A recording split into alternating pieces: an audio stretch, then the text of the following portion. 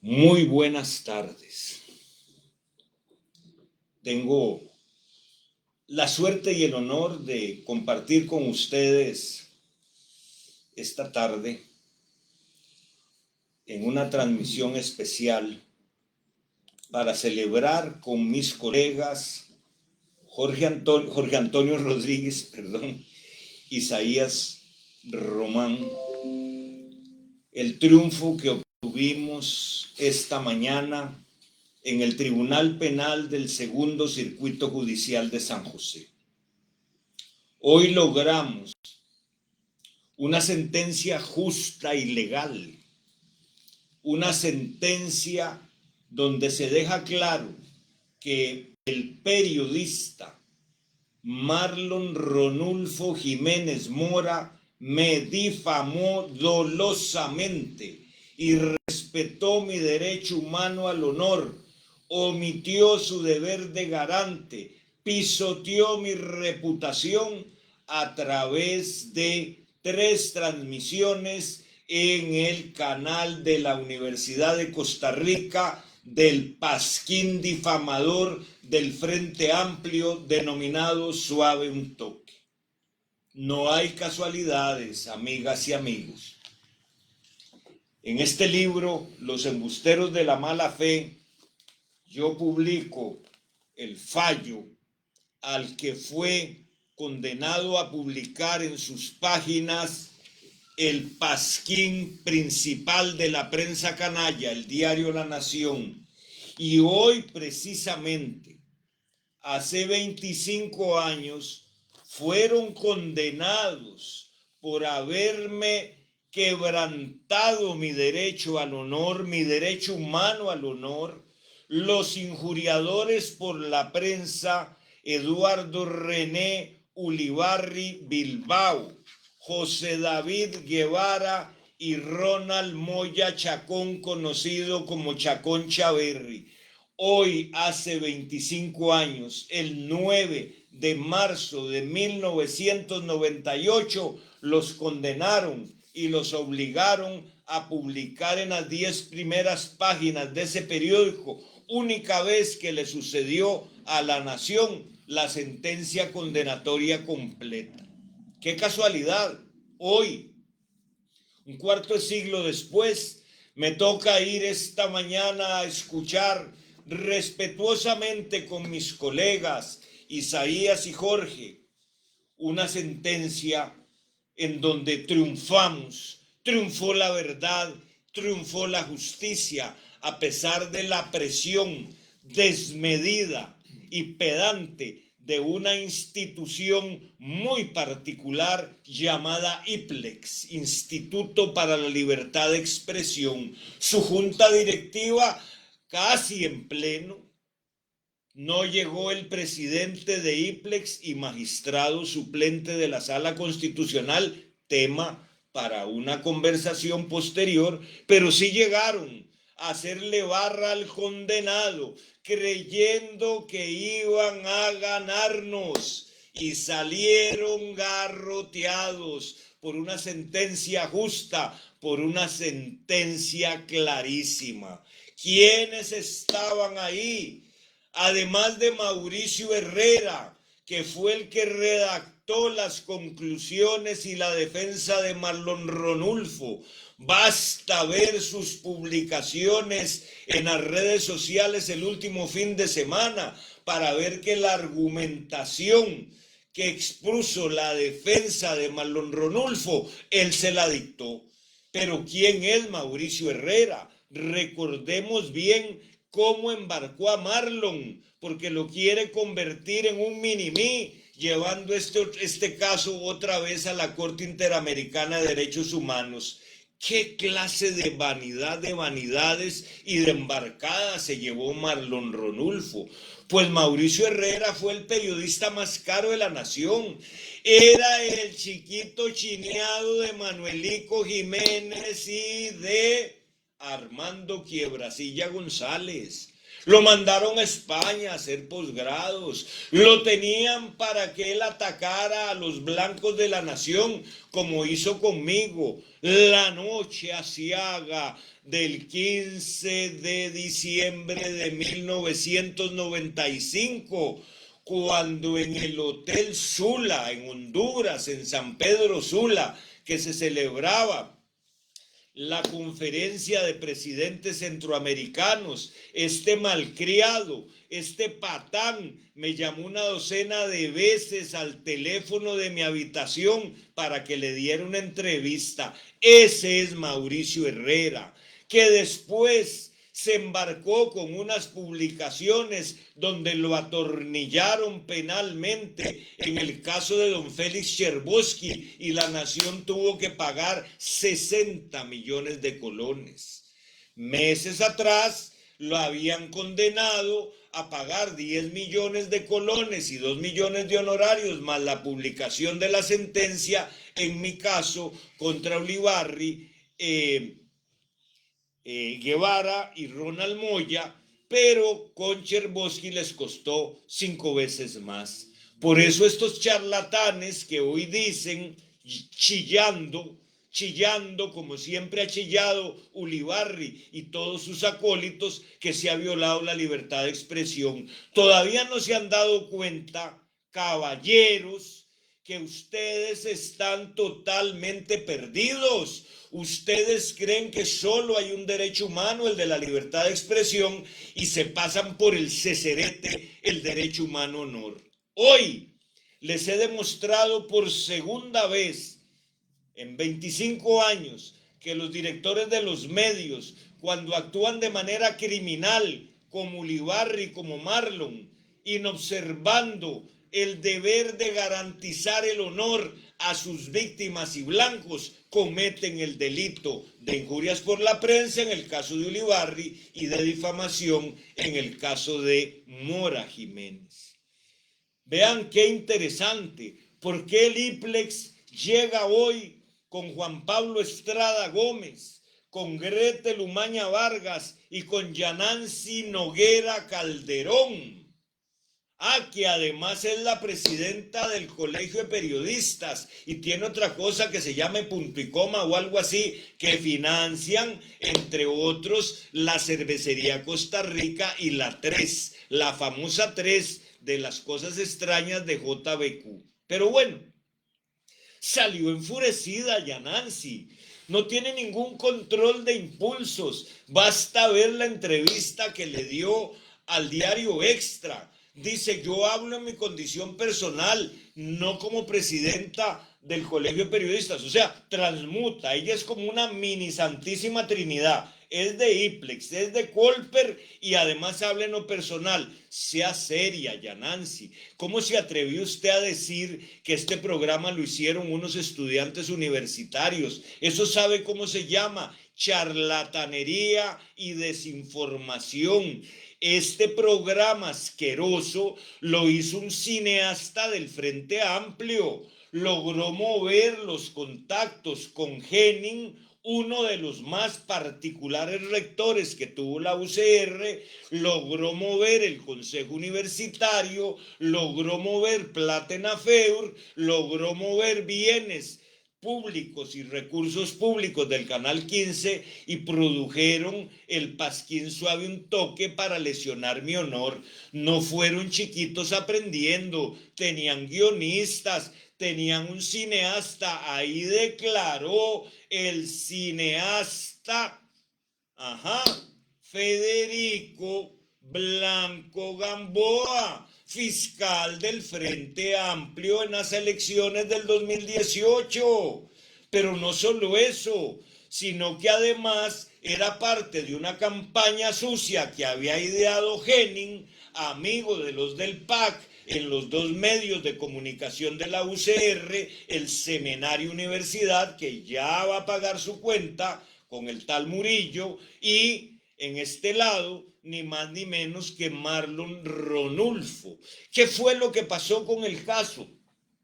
Duró 3 años. Lo planteamos mis colegas y yo en diciembre del 2019. En diciembre, entre diciembre y febrero del 2020, un tribunal prevaricador encabezado por Rosaura, a quienes tengo denunciados por prevaricato en la Fiscalía del Segundo Circuito Judicial, se atrevió a hacer un desaguisado, una sentencia de sobreseimiento asquerosa que fue anulada por ilegal y por vil. Hoy día fuimos a un fallo ante un tribunal de justicia, un tribunal que respeta la ley, un tribunal que respeta las partes, que dictó un fallo condenatorio. Por supuesto, están ardidos los del IPLEX, está ardida Yanansi, están ardidos los de La Nación, que mandaron a uno de sus periodistas, y lo digo en serio, don Hugo Solano, pero tenían el propósito de la primera página de mañana: Castro pierde demanda y querella contra el ex director de Canal 15. Y sonaron. Se fueron con el rabo entre las patas, enfurecidos, despotricando. Ahí está el agresor Delfino, el congelagatos de la exesposa. Ahí está el cadalso de CR despotricando que se ha violado la libertad de expresión. Charlatanes, poco serios. No se han dado cuenta, repito, que en Costa Rica hoy más que nunca con este fallo se ha preservado el derecho humano honor. Mis colegas, que fueron los arquitectos de la defensa de este caso, de la estrategia que demolió a los enemigos, porque aquí el mascarón de proa era Marlon, detrás estaba el Frente Amplio, el PAC, el potente Henning y sobre todo la prensa canalla, La Nación y el IPLEX. Hoy todos los ulibarrientos, todos los del IPLEX han quedado defenestrados. Aquí está el trabajo del equipo Yuritec, que después de haber sufrido el prevaricato del tribunal que encabezó Rosaura hace 2 años, hoy celebramos tranquilamente, vehementemente también, un triunfo de la justicia costarricense. Yo le pido a mis colegas Jorge e Isaías que expliquen a todos ustedes que nos escuchan en qué consistieron nuestras estrategias y tácticas en este juicio.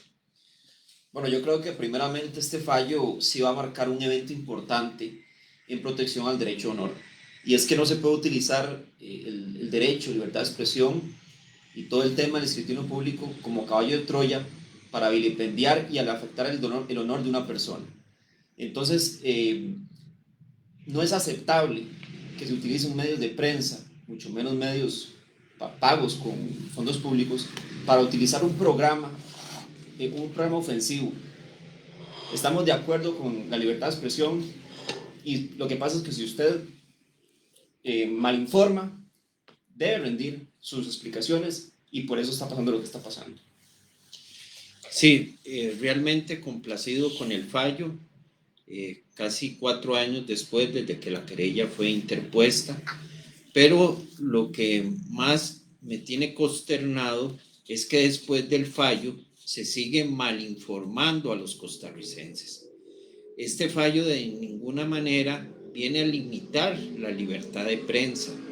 El problema está en que el contenido del programa no era cierto y el contenido de las noticias de esta mañana no es cierto. O sea, si estos periodistas tuvieran la claridad y el profesionalismo con los costarricenses, deberían de explicar que el fallo que obtuvo don Juan Diego esta mañana se debió a que toda la información que contenía el programa era falsa.